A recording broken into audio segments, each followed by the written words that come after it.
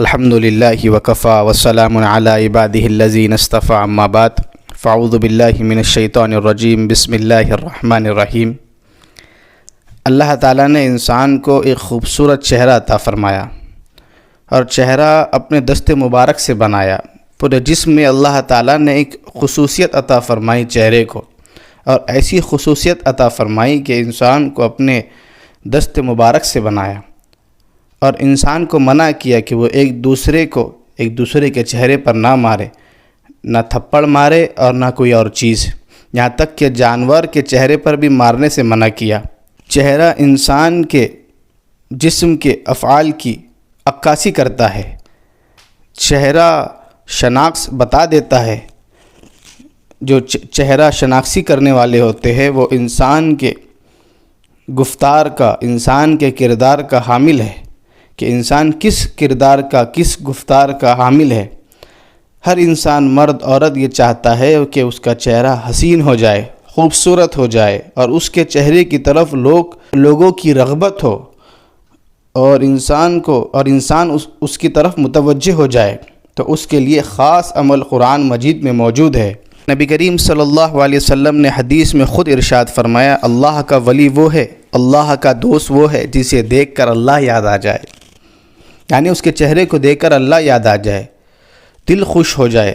حضرت سید احمد شہید رحمۃ اللہ تعالیٰ علیہ، جو بر صغیر کے بہت بڑے بزرگ گزرے ہیں، وہ شاہ عبدالعزیز رحمۃ اللہ علیہ کے شاگردوں میں سے تھے۔ تو یعنی حضرت سید احمد شہید رحمۃ اللہ علیہ جب بولتے تھے تو آپ کے کلمات سن کر بندہ مسلمان ہو جاتا تھا، اور آپ کے چہرے کو دیکھ کر ہی غیر اسلام میں داخل ہو جاتے تھے۔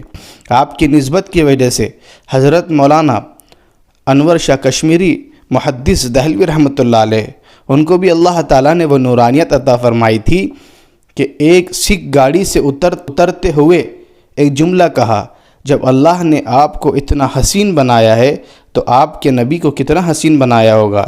یہ کہہ کر وہ سکھ آپ کے ہاتھ پر مسلمان ہو گیا۔ عرب کے اندر بھی لوگ بہت حسین ہوا کرتے تھے، حسن یوسف کے تو بہت تذکرے ہیں، لیکن اس امت کے اندر بھی اللہ تعالیٰ نے ایسے لوگ پیدا کیے۔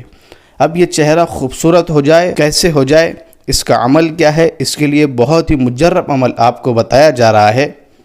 عورت یہ عمل کرے، مرد یہ عمل کرے، انشاءاللہ چہرہ حسین ہو جائے گا، آپ کے چہرے میں رغبت آ جائے گی، لوگ متوجہ ہوتے چلے جائیں گے۔ عورتیں یہ عمل کر سکتی ہے۔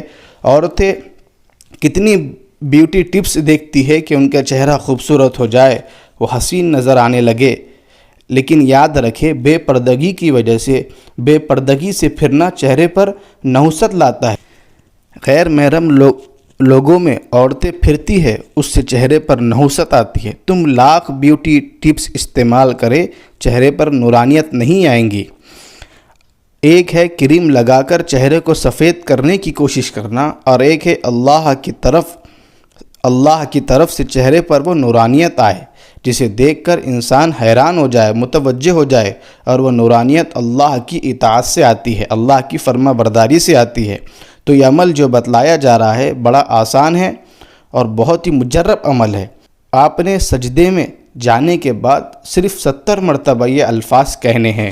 اب یہ یاد رکھے، آپ نے جو یہ سجدے میں جا کر الفاظ کہنے ہیں، یہ سجدہ کوئی فرض نماز کا نہیں، نفل نماز کا نہیں، واجب نماز کا سجدہ نہیں، یہ ویسے ہی سجدے میں جا کر آپ نے 70 مرتبہ آپ نے الفاظ کہنے ہیں، یعنی کوئی نماز کی نیت نہیں کرنی، ویسے ہی سجدے میں چلے جانا ہے، اور سجدے میں جانے کے بعد 70 مرتبہ یہ کلمات ادا کرنے ہیں۔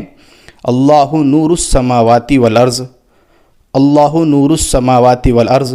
سجدے میں جانے کے بعد اس کو پڑھتے رہے، اللہ نور السماوات والارض، 70 مرتبہ آپ پڑھے، یعنی 70 مرتبہ نہیں بلکہ 69 مرتبہ، 69 مرتبہ آپ سجدے میں پڑھے، اور سجدے سے اٹھ کر 70ویں مرتبہ پڑھے، اور پانی کا گلاس پہلے سے ہی پاس رکھے۔